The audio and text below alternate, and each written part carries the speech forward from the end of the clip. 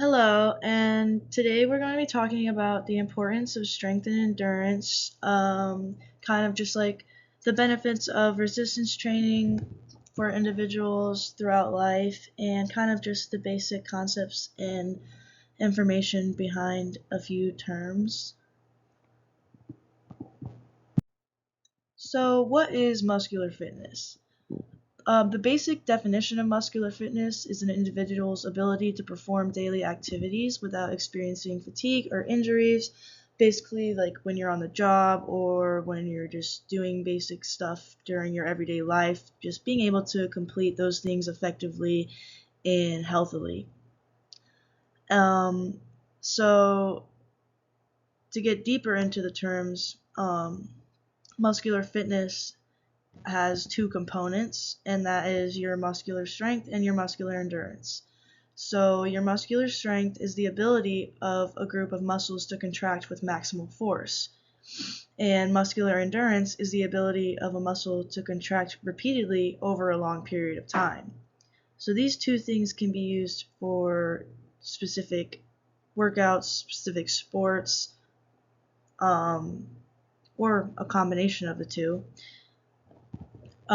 You can improve your overall muscular fitness within all of these categories through strength training, also known as resistance training. Um, Now, I know you're probably wondering what strength and resistance training is, and we will get to that. So, strength training, again, also classified as resistance training, is a controlled and progressive stressing of the body's musculoskeletal system using resistance to build and maintain muscular fitness. So that's the scientific, basic definition of that all. And by using resistance, we're talking weights, bands, anything to do of that kind. So basically, the initial point of strength training is to enlarge your muscle fibers and improves neural control of muscular function, which is very important. So when talking about coordination, we can talk about skeletal muscle coordination.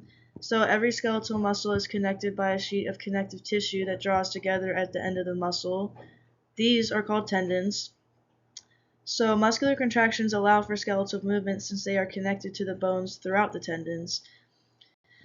But within each skeletal muscle are muscle fibers, which extend throughout the length of the entire muscle.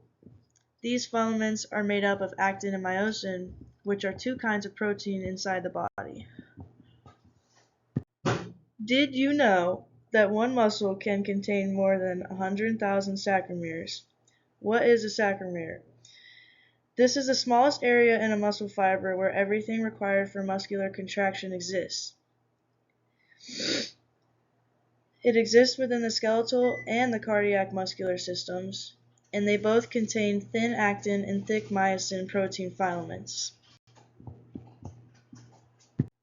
So, talking about muscular contractions, we can get into the types of muscular contractions. So, with number one, we can start with the isotonic contractions, which are characterized by consistent muscle tension as the contraction proceeds and a resulting movement of body parts.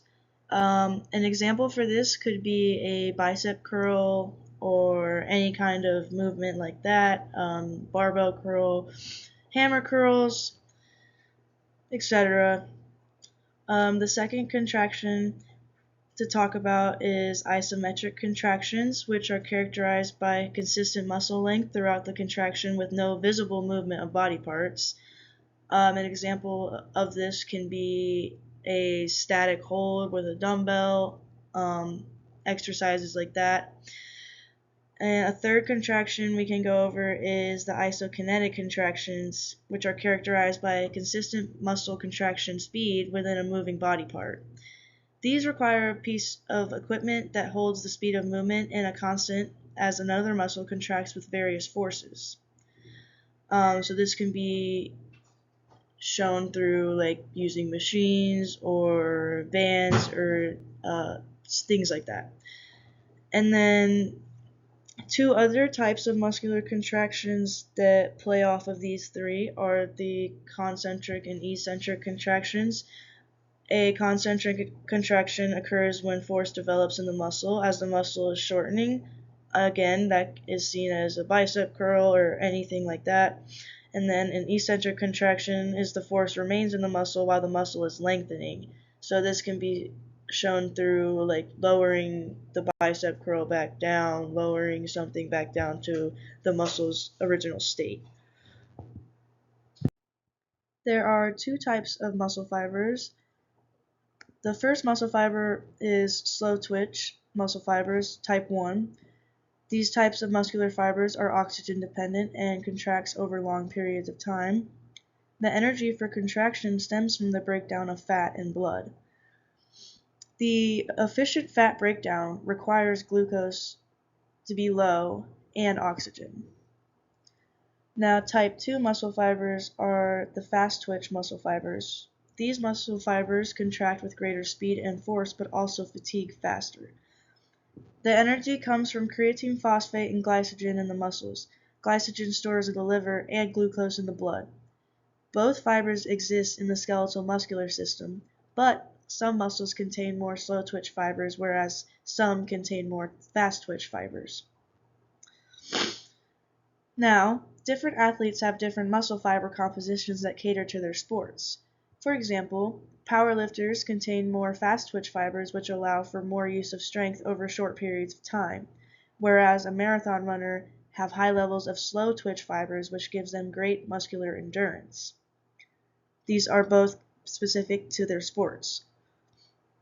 Now, for someone that's not an athlete or doesn't train for a certain sport or a certain event, but still does active and regular resistance training, their general resistance training will have 50-50 fiber composition. Now, a lot of people begin resistance training with the idea that they would like to get stronger, faster, look better, etc.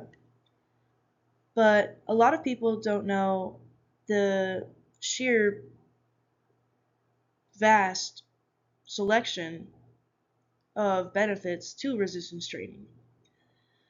So, some benefits to resistance training could be the decreases in the bad things. So, some decreases include a decrease in body fat percentage, a decrease in blood pressure, decrease in joint and lower back pain, decrease in cholesterol, and a decrease of muscular contraction time. Now, an increase that is provided as a benefit to resistance training is an increase in muscle mass, an increase in muscular strength and endurance, an increase in metabolic rate, an increase in tendons, ligaments, and joint strength, an increase in insulin sensitivity, and lastly, increases motor unit coordination. Now, these aren't just all the benefits listed here, but they are some. Now, following the previous slide, we can list off a few more benefits to resistance training that are listed here. A few of them that I will read off is that there is improved body composition, lean muscle tissue increases, and fat tissue decreases.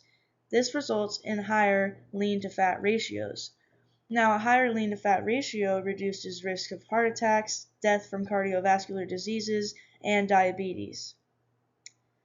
Another thing to be said is with more calories expended during the day after beginning resistance training, weight control becomes easier.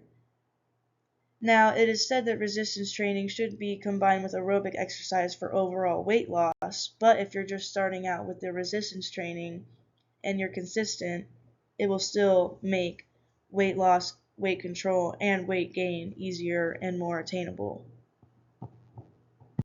Now let's talk about designing your own program. A lot of people get discouraged or overwhelmed when being first comers in a gym or anything in a sport, an activity. A lot of people find themselves getting discouraged because they aren't as knowledgeable as those around them and they are too afraid to ask for help or input. So, a few things that I can give for beginners when designing your own program is initially to remember to set appropriate muscular fitness goals. Using the SMART technique, specific, measurable, action oriented, realistic, and with a timeline, the goals can be appearance and function based. By using the SMART technique, you can lay all that out there in a way that caters to you as an individual. Now, regarding the appearance and function based goals, I believe you can begin designing a program for one of those reasons or the other or both. I believe that they all somehow connect to each other. Another thing that should be said is to remember to track your goals. A good way to do that is, carrying a notebook around with your weight plan logs on it, or there's online programs on computers or phones where you can check on it. This will allow you to see your weekly progress. It will also allow you to make changes in a program or certain parts of the program that you don't believe are working for you. And it will also allow you to stay motivated because, once again, it's super easy to get discouraged, especially because most people think that when you begin strength training or lifting or working out, that you will immediately start to see these results on your body. This is not true. Most of the time, you will start to feel that increase in strength or increase in endurance before you can actually physically see it. And over here on the side, I have listed 4 different programs that all cater to different needs. So that will be the end of this presentation. Again, I did not repeat everything in the previous slide and a few of the other slides before, but it is well worth the time if you are interested in this and you would like to know more about it. And thank you for your time.